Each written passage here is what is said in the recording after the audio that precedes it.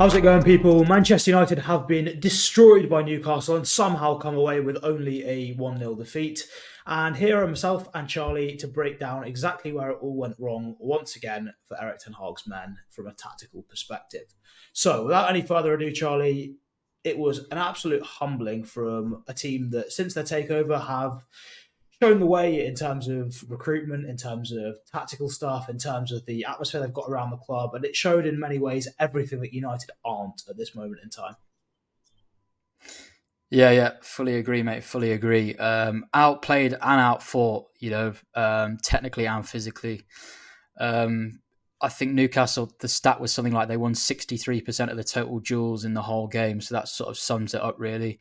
If you're going to go and get a result at Newcastle, the least you have to do is at least fight against them and try and win your fair share of duels. And if you don't do that, they've not just got that physicality to beat you in duels, but they've also got that technicality with a lot of good players in that team that they've recruited, as you said. And as you said, we were very, very lucky, really, as we said before we came on air, to get away with a 1-0 defeat. Yeah, I thought it was absolutely atrocious. A really, really bad performance. And again, tactically, in many ways, United were outclassed, set up really, really poorly by the manager. And it was another case. I think we'll have to deal mostly with the out of possession stuff because Newcastle had pretty much just under 60% possession. So it's just, we're going to have to go for another run through of what exactly is going wrong in our press. So take it away then, Charlie. If we've got Newcastle here in possession and they're building out from the back, where's it all going so wrong for United at this moment in time? Well, I think we've been seeing for a long time this sort of hybrid press that we've talked about, where we have like the striker goes towards the ball-sided centre back, and then so you got Rashford pushes on towards Livramento, and then obviously Garnacho has then got the more tougher job. He's got to mark Lascelles and Trippier, so his timing is absolutely key. When the ball does go back to the goalkeeper, he's got to be ready. He's got to anticipate. But obviously, if he goes too early onto Lascelles, the goalkeeper can play that pass over to Trippier. Or if obviously he's a little bit late to Lascelles, the goalkeeper plays the pass into Lascelles and he could maybe play into Bruno Guimaraes and then it goes on to Trippier. Or, for example, he could play into Lascelles and then he could maybe play a curve pass around to Trippier. So with the man-to-man marking in midfield as well, the pressing man-to-man in midfield that United do, it can cause a lot of issues. So we had Bruno Fernandes going on to the other Bruno, McTominay onto Joe Linton, and obviously Kobe onto Lewis Miley, which those three matchups sort of make sense from our perspective. You know, you've got our most physical midfield player up against their most physical. You've got our so-called number 10, who was playing far too deep for my liking, but I'm sure we'll get into that. Bruno Fernandes up against Bruno Guimaraes, and then obviously the two youngsters up against each other. But I think we saw in this game a huge amount of issues. Firstly, being created by the Newcastle midfielders dragging United midfielders out of central areas, which then allowed the likes of Gordon and Almiron to drop into midfield, and then, for example, Livramento to bomb on the outside. So I know you wanted to. We were going to talk about firstly maybe that pass out to the fullback and why that is happening so often, where their goalkeeper or centre back gets the ball and it gets out to their fullback so easily. So why do you think that is so detrimental for us? Why are we allowing that pass out to their fullback so freely all the time, and how does that impact us when we're out of possession? Well, I think you've covered the top end of the pitch in terms of the striker's role and the role of the wingers in terms of they've got to do sometimes a hybrid role of the centre back and the full back at the same time. But you've got to also think about the last line as well. So Ten Hag obviously sets up his team to try and play man for man defensively as much as possible all over the pitch, create loads and loads of 1v1 matchups. And what you saw consistently yesterday was, particularly with the Newcastle wingers and United fullbacks, Newcastle wingers were coming central, dragging the United fullback with them. And what that was doing then was opening up a giant space, which is something clearly that Newcastle had targeted or seen in their pre-game analysis that they wanted to exploit. So they were making a conscious effort to have their wingers run infield, open that space up, and then look to attack it, knowing full well that either United wingers would be lazy in the case of Marcus Rashford, or in the case of Garnacho or maybe Anthony if he played from the start instead. the job actually sometimes is genuinely too big for one player to do. I think if they're being expected sometimes, let's say with Garnacho to come and put some pressure on Jamal Lascelles there, to get all the way back in there if that ball gets chipped over into Kieran Trippier, it's just not going to happen. It's too big of a job unless sort of our fullback decides to stay wide, push forward, and pass on that guy to sort of maybe one of the centre backs, and the rest of the defence shift round. So I think the issue there really is that it's just far too big of an ask from Ten Hag. And I think maybe in a league where there's less physical supremacy, slightly less technical ability as well, like the Eredivisie, things don't happen quite as quickly. And so those moments where players have got to make large sprints, large distances, you've got a little bit more time to do that. And that's the difference between it working, which it may well have done for him at Ajax, and getting absolutely ripped apart like it has been regularly in the Premier League. And as you were saying, in terms of the midfield options, I think this setup here where United go man for man, obviously if you go man for man, you basically yield control of space. You opt instead to control players. And so what that means is, because you're following everyone wherever they go, if Lewis Miley in particular was coming out to this right-hand side, as you mentioned, Kobbie Mainoo was following him, and that's opening up a giant space in the centre of the pitch. So I think it's one of those situations where Newcastle have seen enough of United in recent times, done their analysis well, and just hammered every single weakness that United have had. Yeah, yeah, I fully agree there. I fully agree there. And I think we saw this in action. I think last season, unfortunately, I don't want to mention it, but the defeat at Liverpool last season, I think Liverpool showed they used Cody Gakpo as a false nine, but what they did is Cody Gakpo dropped in a lot into that midfield area, so they generated those 4v3 overloads. So Isak obviously is also maybe a similar sort of profile. He's not an out and out number nine like maybe a Callum Wilson. Isak is sort of the mold of that sort of false nine. He can play that sort of centre forward role. So also you saw a lot sort of Isak dropping into deeper areas, and that obviously, as you said, every time Shaw followed him in, every single time one of United's centre backs was to follow him, and then obviously Almiron can make that run in behind, or whoever it might be, Lewis Miley can make that run in behind the space. So I think like you said, you're playing a very, very dangerous game when you go to man, and I don't mind going man to man in certain games if the personnel and the sort of game state suits it. But I think we've seen a lot of times in these away games against the top sides, our midfielders, number one, just don't have the football intelligence. And our midfielders, number two, just don't have that physicality and dual winning ability to a high enough standard to be able to perform those roles well enough. And sometimes, like for example, like you mentioned, let's go back to Wan-Bissaka and Gordon. When Gordon was coming inside and dragging Wan-Bissaka in, maybe the United players need to take initiative on the pitch and say, actually, no, Aaron, you stay wide. You stay wide. Let Gordon come into the central area. Let Maguire pick him up, for example, and you just stay wide. And maybe somebody should have thought of that throughout the game, because it was clear.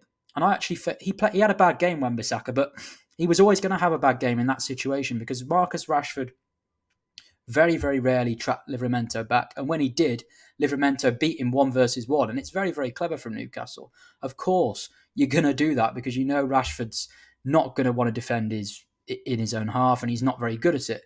But I just feel like I don't think our players react very, very well to spontaneous situations on the pitch. And I feel like top teams like the Manchester Cities, the Arsenal, the Liverpool of this world, they have the way of playing, they have the principles. But within those principles, you have tactical changes and in-game changes, not just from the manager, but also from the players.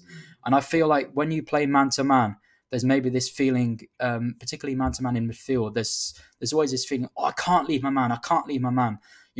But maybe sometimes, and it's difficult, especially when you've got a player so young as Kobbie Mainoo, sometimes you've just got to have that intelligence where you can maybe leave that man just drift out into that wide area and just protect the space. Like you said at the start, you're sacrificing space to mark players in this system. But I think this is another reason why we've had so many injuries. It's the reason why we have so many transitions against us, because we focus so much on chaos rather than actually maybe just sometimes standing still, looking to the left, looking to the right, seeing what's around us, and maybe just the best thing to do is stand still. And I think Paul Scholes was on last night talking about this. Sometimes he talked about him as a midfield player in the past, and obviously the game's moved on in terms of models. You perhaps had a lot more zonal marking back then, 4-4-2 block off the ball, things like that. But even Paul Scholes talked about it. Sort of sometimes the best thing to do is just to stand still, look at your surroundings, and I felt a bit sorry for Cobby because. And for Bruno, really, because the system we're playing with McTominay at the moment, he's going so far forward. He's going so far forward. He should be Bruno Fernandes should be where McTominay is.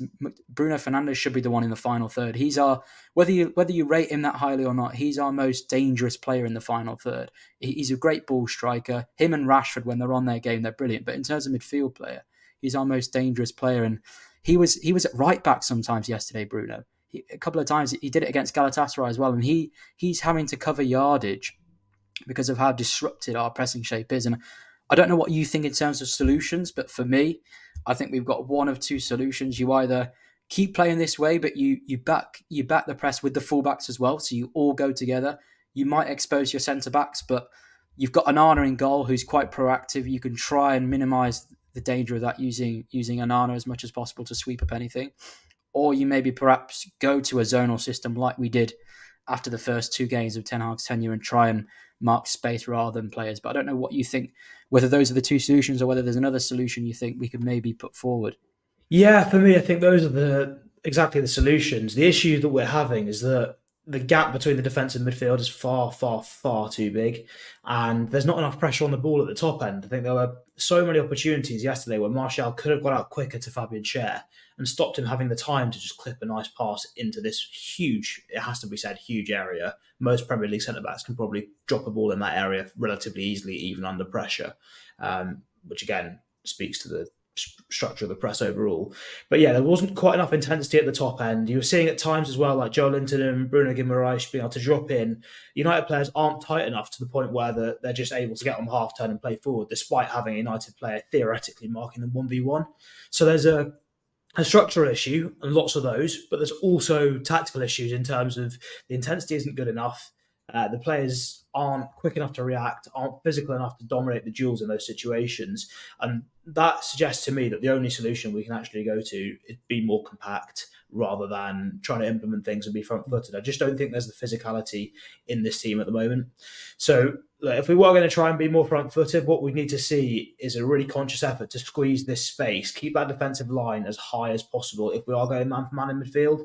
Because what was happening was you've got a weird situation where, as Newcastle are on the ball, these guys are centre backs are facing forward, driving out, and so because there's no pressure on the ball at that moment in time, they've got their head up, facing forwards. United back four, as you probably would want them to do, are dropping off, protecting the space in behind because that's the danger at that moment if the centre back's got no pressure and they can drop a ball in there.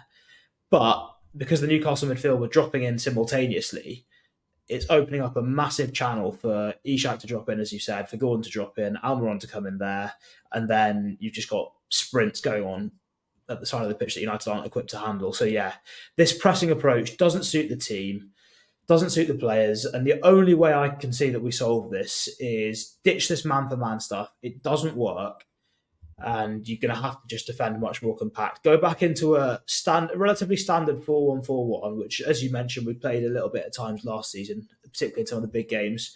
Just drop back, shift side to side, screen things, screen the space, and make sure that the gaps between the lines never become too big.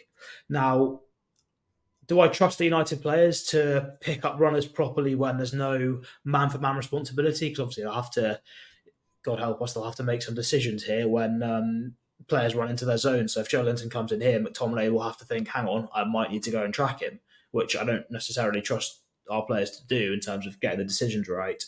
But I think the saving grace here is that because it's much more compact, if someone does make a mistake or not track the man, there's usually somebody close by enough that they can just about dig them out of trouble. I think that's where we're at. I don't trust these players to not make a mistake.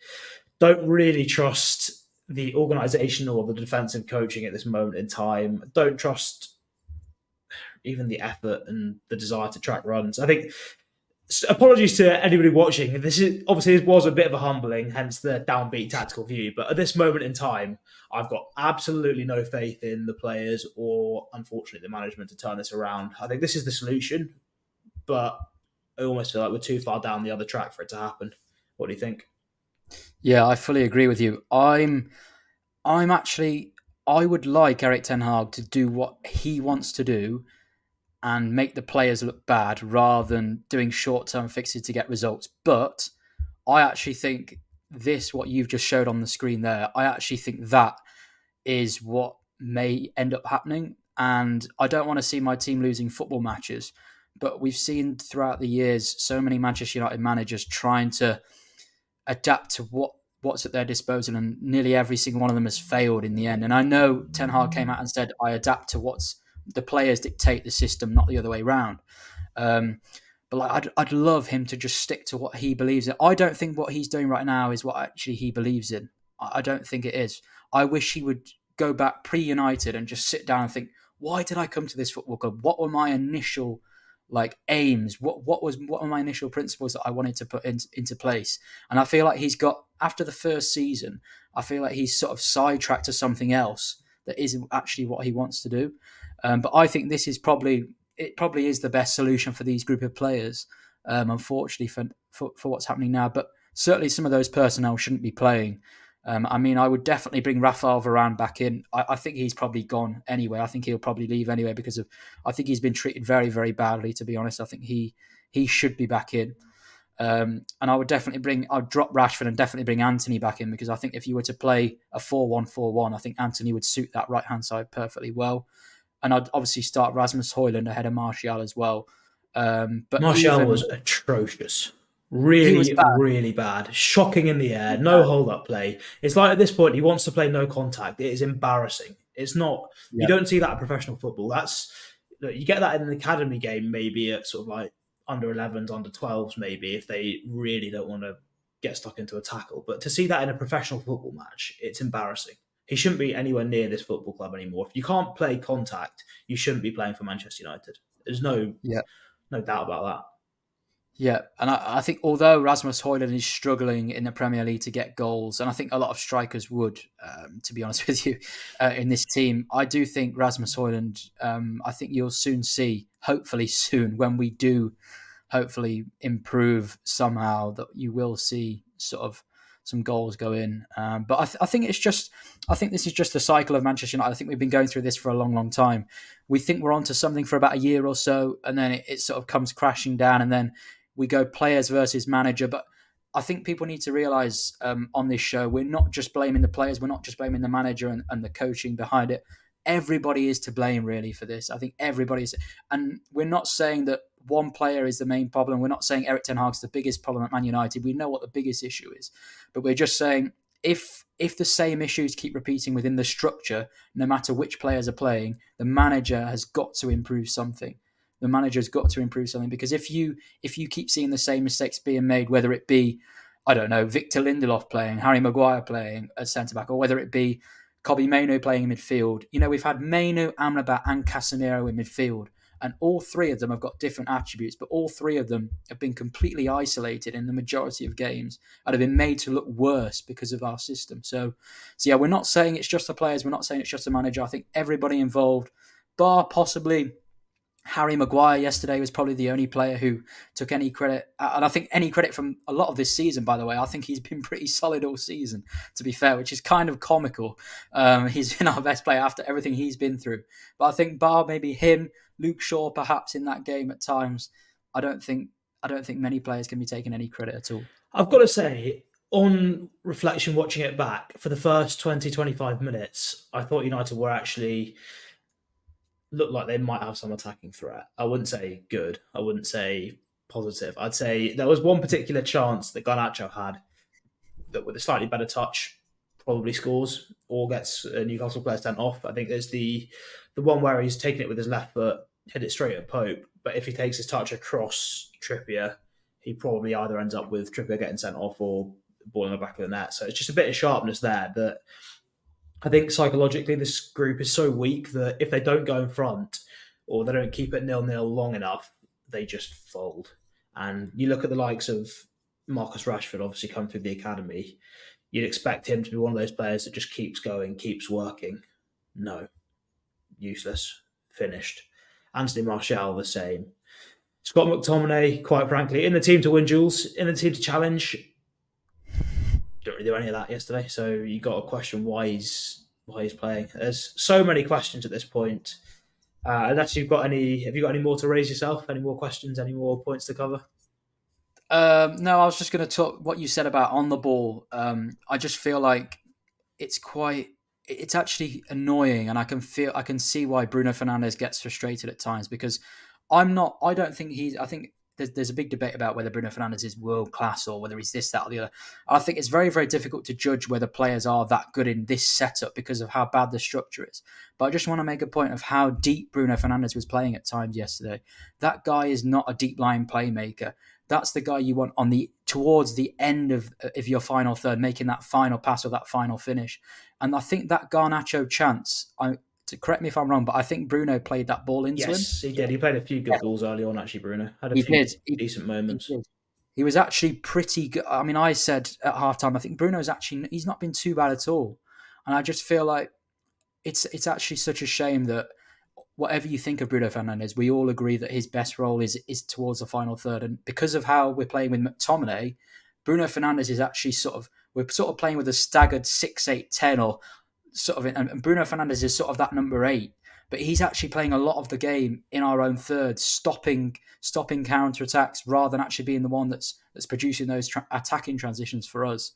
And yeah, that's just a point I wanted to add. I think he's not being used correctly. Whatever you think of him, however highly you rate him, he is not being used correctly in this current setup. Yeah, I completely agree. I think my summary of that would be McTominay's been stuck up front to try and do Martial's job because Martial's useless in any contact situation.